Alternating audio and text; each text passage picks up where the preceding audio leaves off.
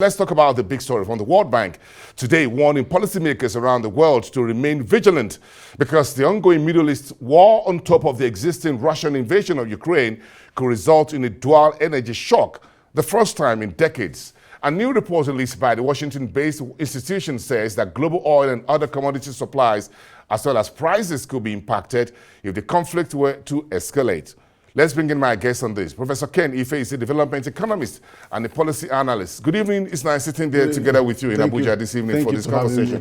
Thank you for coming through. Do you agree with the World Bank that the global commodity prices could go through the roof?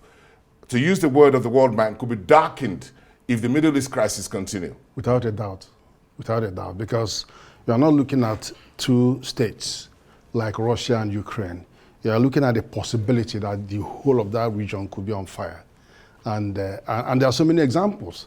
So that's why, I mean, for now, all things being equal, the projection is that the oil price could just go from 91 all the way down next year to 80, 83, 84. But that is on a normal day. But what is going on, if you contain this conflict between the two, then that will sit into the lowest, the worst case scenario, the lowest case scenario, which is small, this small disruption. You have medium disruption, and then you have large disruption. Large disruption is what brings us to the figure of 150. The small disruption. That's the worst case scenario. That's the worst case scenario. But the small disruption is what brings us to between 90 to 107 or something like that. Then the medium is what reduces the supply by about 2 million to 5 million barrels a day. And that could push the price from 107 to 127. So, are they possible? We've had a case in the worst case scenario was similar to 1973 when we had the around that OPEC period, yes. when there was a restriction. Yes. And in fact, Kissinger was ready to fight. He says, do we go together, do we fall together, or do we rise together? Something like that. But then you had the Iraqi war, which fitted into the second scenario. The Iraqi war was the second scenario where there was, up to 2 million barrels a day lost. So we had that experience during the Iraqi war.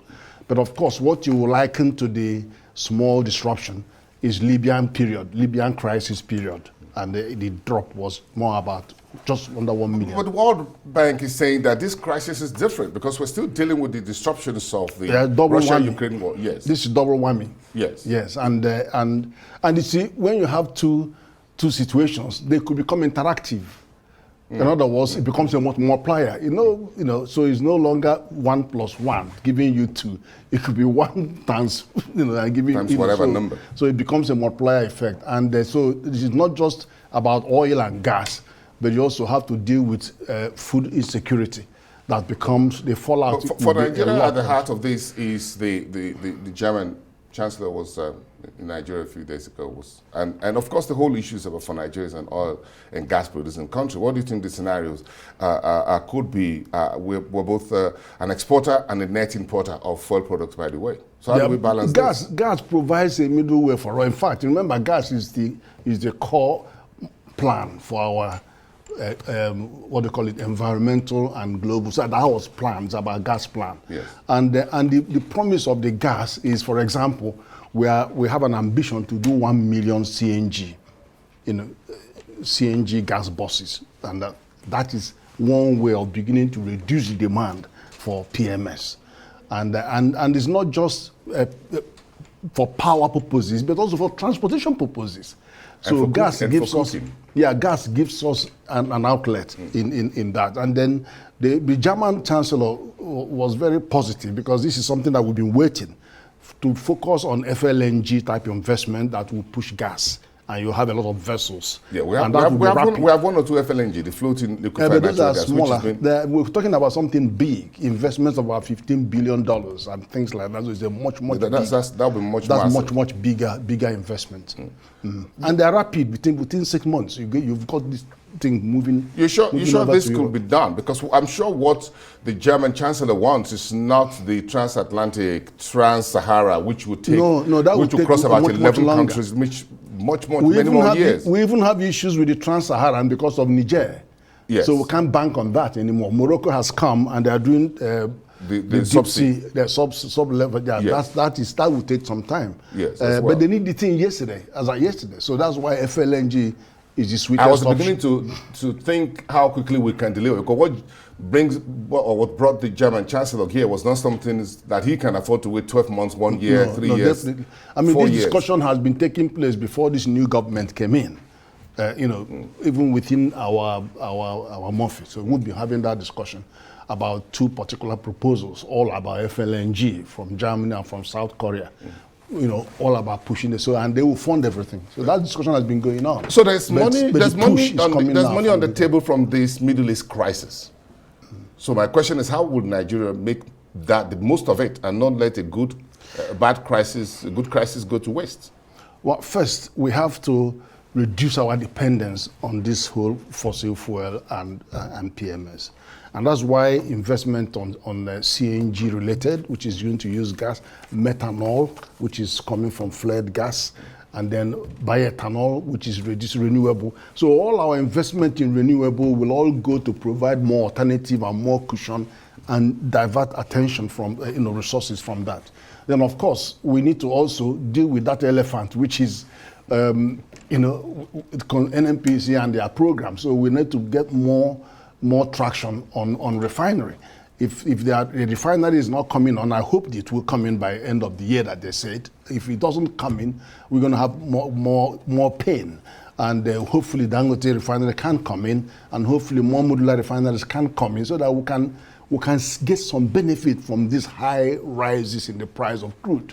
I mean, we've wasted a few years of high prices, and you couldn't see it anywhere in the economy benefiting.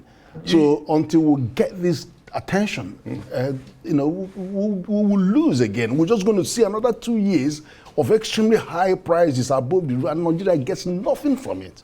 You mentioned at the onset of your comments about the impact, which the World Bank also talked about this report today, which is food.